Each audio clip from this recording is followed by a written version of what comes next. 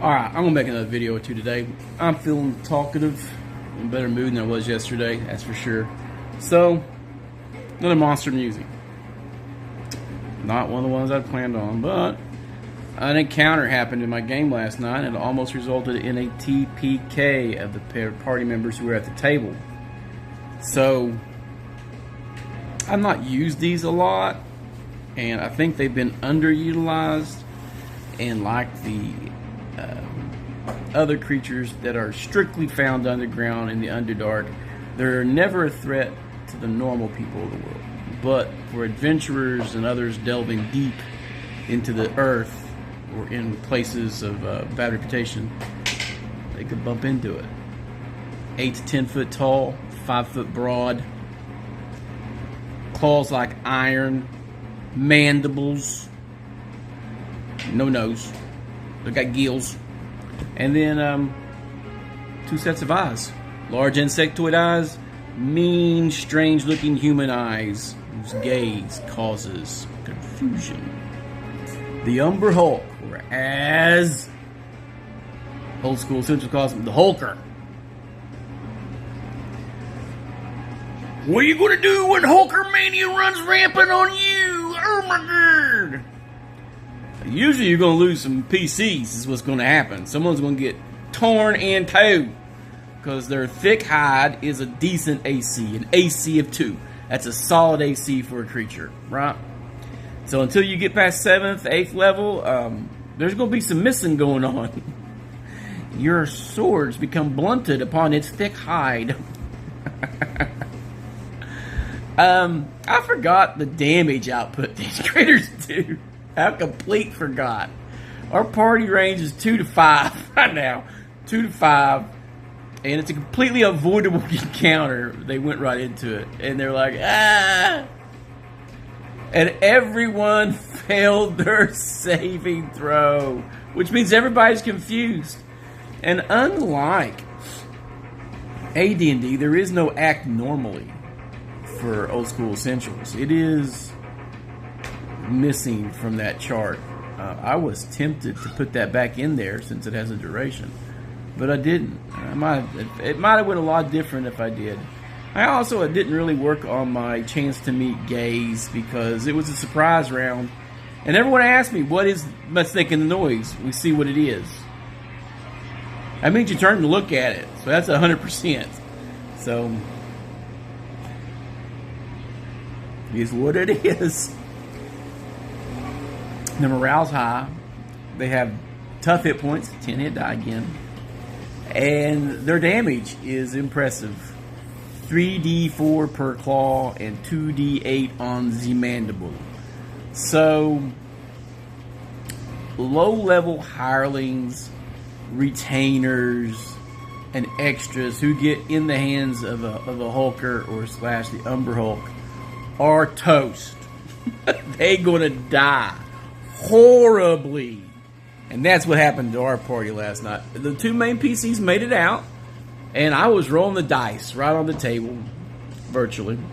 And it was obvious the dice were in their favor. And when one of the characters, the NPCs, broke, they fled. And when a creature that has an average or better intelligence has something else that discipline calls for, it would be morale to continue what it's doing. If it's something like chase something, that's a failure of morale. So it failed its morale, so it chased after the fleeing character, which means it stopped attacking the guys just standing around, which probably would have resulted in a PC wipe. So it chased the retainer, who was faster. They are slow creatures. They're plodding and slow. So the ranger had 10 feet on it per round.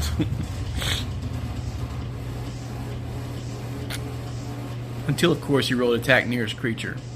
And that meant the nearest creature was the Umber Hulk. So he turned around, stood his ground, and got destroyed.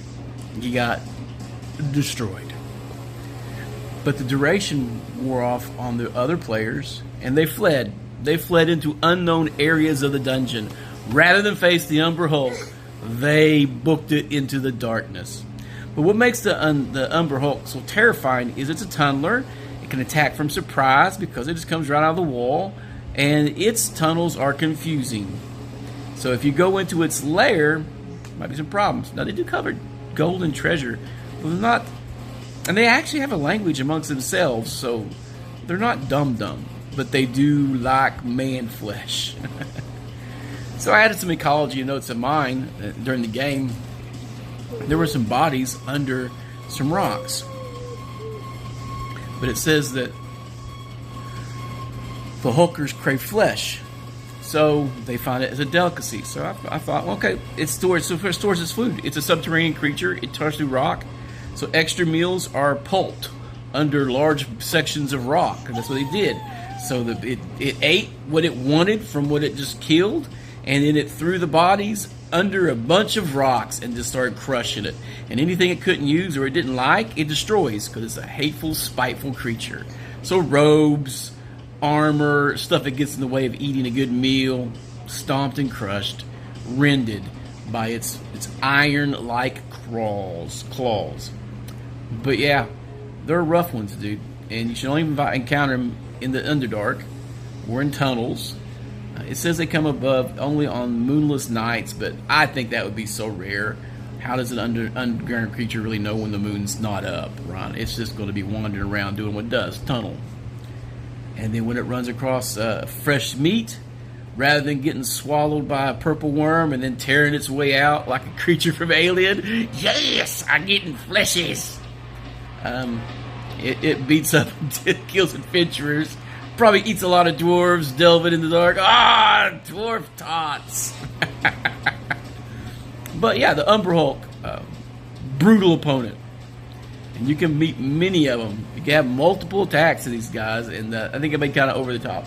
I didn't like how they used them in Planescape and stuff. I thought it was silly.